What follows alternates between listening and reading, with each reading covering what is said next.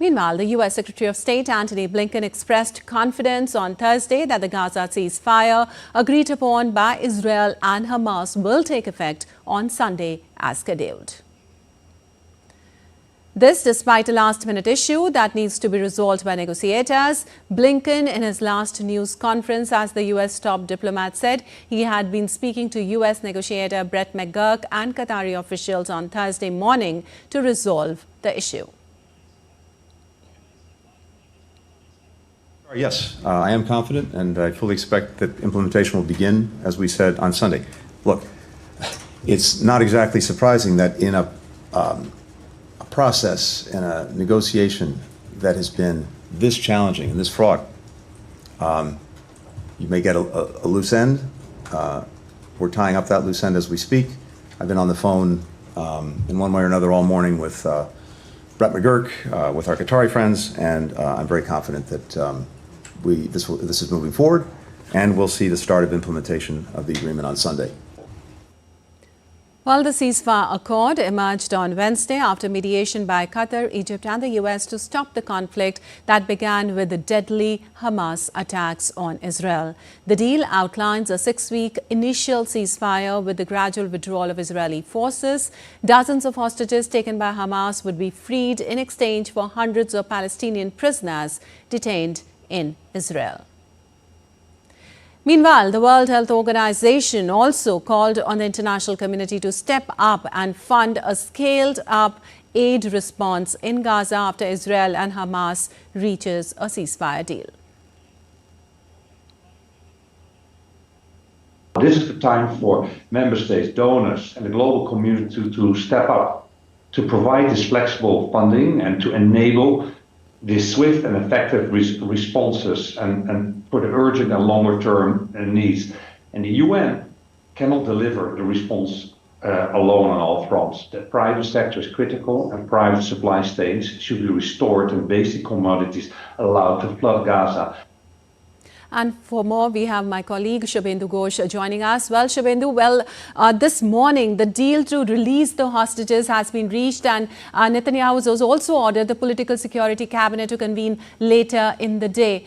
Tell us the latest, what all is expected.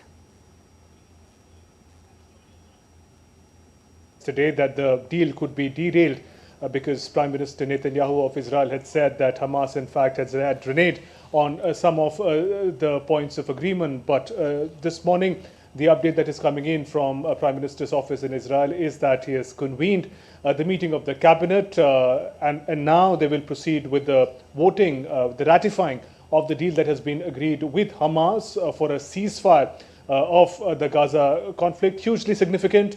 The 15 months of brutal fighting, there's a possibility that it could possibly the beginning of the end of the conflict is something that we could be looking at.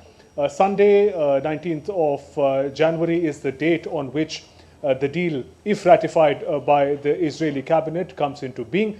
It will begin with the exchange of Israeli hostages, about 33 of them, in exchange of Palestinian prisoners in Israeli jails, and there would be a partial withdrawal of Israeli forces. However, even as the final points of the deal are going to be ratified, Israel continues to bomb different parts of Gaza. Its military operation continues in Gaza. There is also, we have to understand, significant international developments that have contributed to this Gaza ceasefire: the fall of Assad regime in Syria, the change of regime in the United States, the incoming President-elect Donald Trump's office would want a clear palette. They would want to focus on domestic priorities, and therefore both the outgoing Biden administration and the incoming Trump administration put their weight behind in getting this deal through.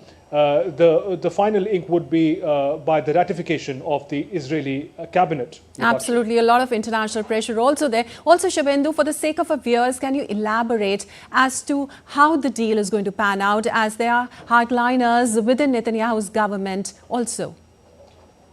That's right. So broadly, there are 3 phases to this ceasefire deal. Phase 1, if everything is ratified and agreed, and if the ceasefire deal is proceeded with. Phase 1 will be about 6 weeks long.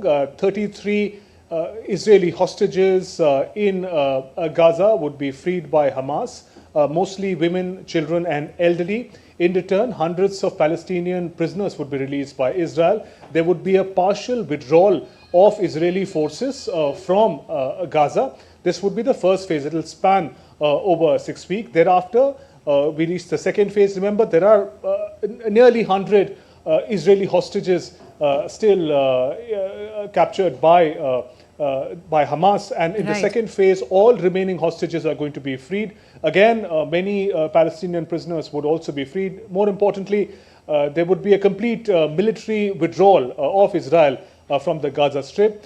The third phase remains a little vague. It talks about reconstruction, aid delivery, humanitarian support.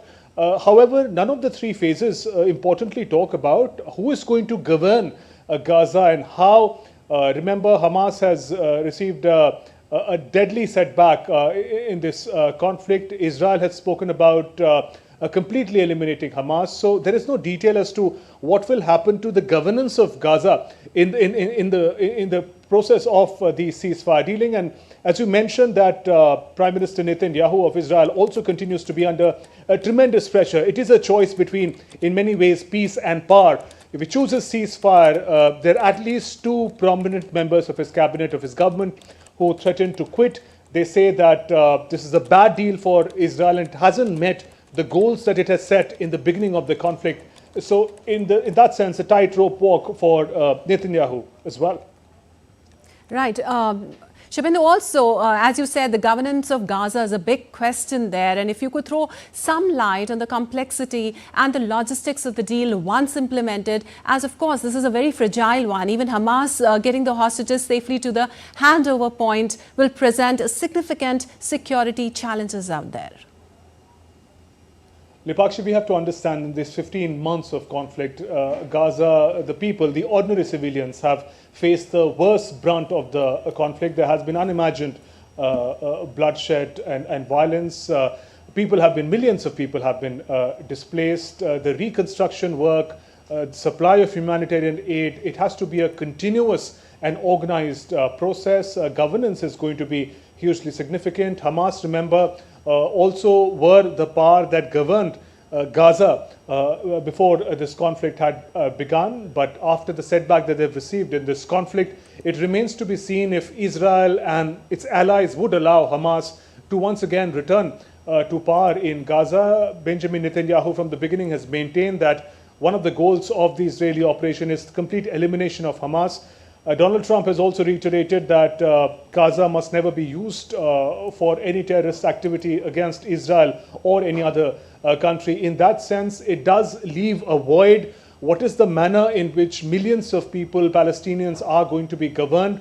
Or what will be their say in the manner in which they will be governed? Will there be a creation of a buffer zone? Will there be international powers who will come together to take forward the peace and ceasefire process in Gaza? Those questions remain unanswered at the moment, but perhaps the focus right now is to bring this brutal conflict to some kind of an end to begin with. Let the bloodshed stop, let humanitarian aid come in, and then the parts in question perhaps would also work towards the governance question.